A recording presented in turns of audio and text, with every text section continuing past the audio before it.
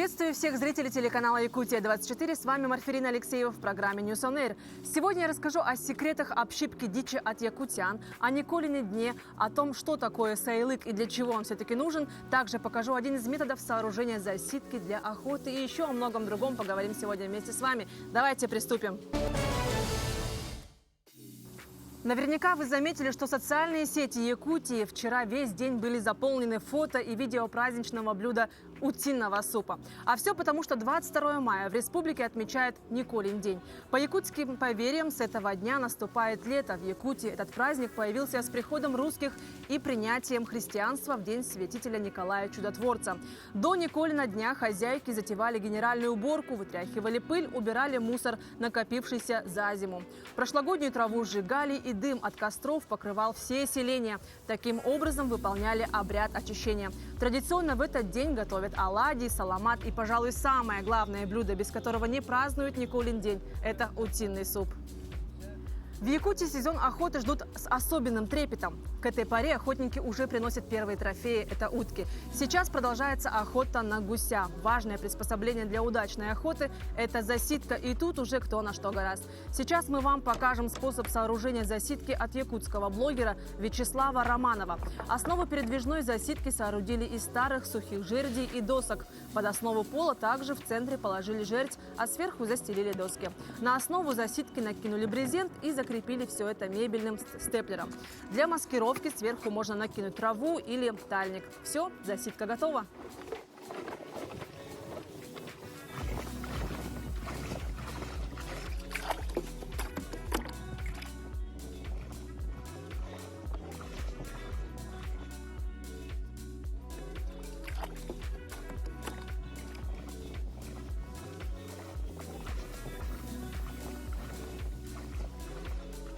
Все охотники и хозяюшки не понаслышке знают то, как тяжело общипывать гуся или уток. Да так, что в приготовленном блюде, конечно же, не плавали перья. Так вот, представляю вам пару лайфхаков от якутян, как справиться с этим энергозатратным делом намного проще и быстрее.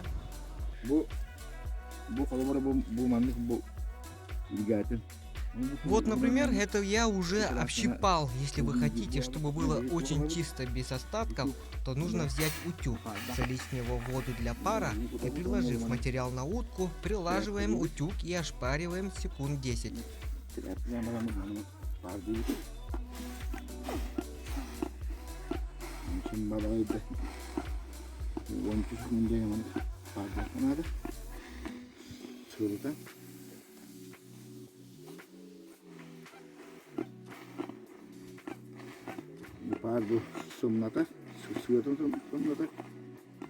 Таким образом пар смягчает жир. Вот посмотрите, как легко выдергивается.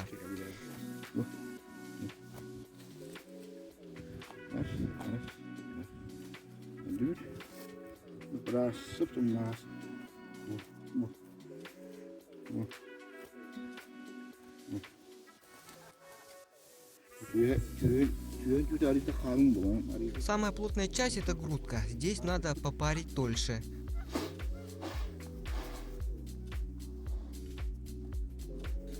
Вот, совсем мягкая стала. Таким вот способом, без лишних сложностей, общипывайте турпанов.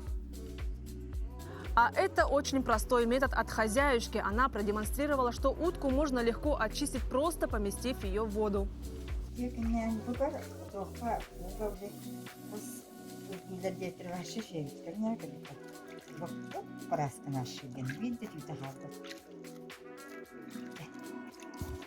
Также вместе с Николиным днем вчера якутяне отмечали День саилыка. Айсен Николаев поздравил якутян с праздником. Глава региона отметил, что этот день символизирует наступление лета. В историческом зале Национальной библиотеки общественная организация «Алас Хотун» обсуждала возрождение и модернизацию саилыков. Это проблема семейных животноводческих ферм на базе крестьянских хозяйств региона. А также такие вопросы, как рациональное использование сенокосных угодий, разработка концепции возрождения саилыков в современных условиях. У наших саилычных хозяйств проблем очень много. В основном это электрификация, дороги и интернет-связи вообще нету. И очень много проблем. Сейчас мы более в современном мире живем, поэтому мы желаем, чтобы саилычные хозяйства были оснащены высокотехнологичным оборудованием. Все эти проблемы саилычного хозяйства мы обсудили на круглом столе и вынесли резолюцию, которую мы будем отстаивать уже на высоком уровне перед правительством, перед главой республики. Для тех, кто не знает, что же такое саилык. Саилык – это летний тип жилья у народа Саха. В отличие от урасы или юрты, саилык представлен как отдельный тип сельского поселения. Это капитальные дома, расположенные такие поселения в основном в центральной Якутии. В Мегино-Кангаласском улусе подходит к концу масштабная работа по благоустройству одного из поселений саилык. В поселениях саилык выращивают картофель, разводят крупный рогатый скот. В общем, все лето занимаются сельским хозяйством. Николай Баишев на данный момент заканчивает организацию работ по проведению электричества в сельскохозяйственном кооперативе «Сарданга». Это значимое событие для сельчан. Поэтому, если электричество проведем, наша работа заметно облегчится. К примеру, мы приобретем дойки, и тогда наши показатели сбора увеличатся по меньшей мере в 1,5-3 раза. Как только электричество проведут, будем разводить коров. Для нашего народа это традиционное занятие, поэтому я очень благодарен проделанной работе. В этом кооперативе в летнем поселении построится более 30 домов и пристроек для содержания коров и коней. Для содержания такого большого хозяйства и было решено провести электричество на сумму 56 миллионов рублей. В этом направлении нам надо активно развиваться. Население предлагает благоустроить и развить много подобных мест в районе. Если мы будем расчищать место от зарослей, проводить там электричество и сооружать постройки, находить пастбища для кормежки, сельское хозяйство в нашем районе будет стремительно процветать, и мы это понимаем. В Мегино-Кангаласском районе в селе Тарагай успешно действует коневодческое хозяйство «Хаханнах». Здесь также была проделана масштабная работа по проведению электричества. Руководитель хозяйства Кузьма Бурнашов занимается производством конины. В последующем планирует расширить свое производство. Нам, людям, проживающим в селах, работающим на воздухе, коневодам, чтобы хорошо и плодотворно работать на базе, подобное благоустройство – дело очень важное для будущего процветания. В районе усиленно ведется активная работа по расширению собственного производства мяса и молочной продукции.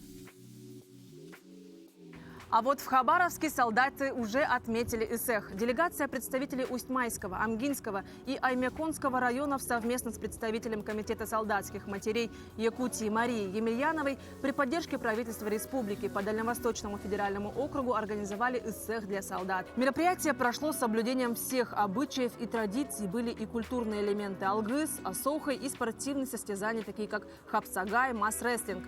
По реакции ребят было видно, насколько это важно и радостно снова окунуться в атмосферу праздника Исех, вдали от дома, услышать родную речь и увидеть родные лица. Скучаю очень по родине. Думал, Исех буду здесь. Так и думал, что Исех будет здесь. Я очень рад, что вы приехали. Хорошо, что вот проводите. Все видят наш дружный народ. То, что мы сплоченные все. Вот. В шоке этого, то, что мы такие все дружные, якутский народ. На сегодня это все, а завтра в эфире News on Air я вам расскажу о прекрасном туристическом месте Еланка, о том, где неподалеку можно увидеть водопады и как правильно собрать березовый сок. Встретимся в эфире.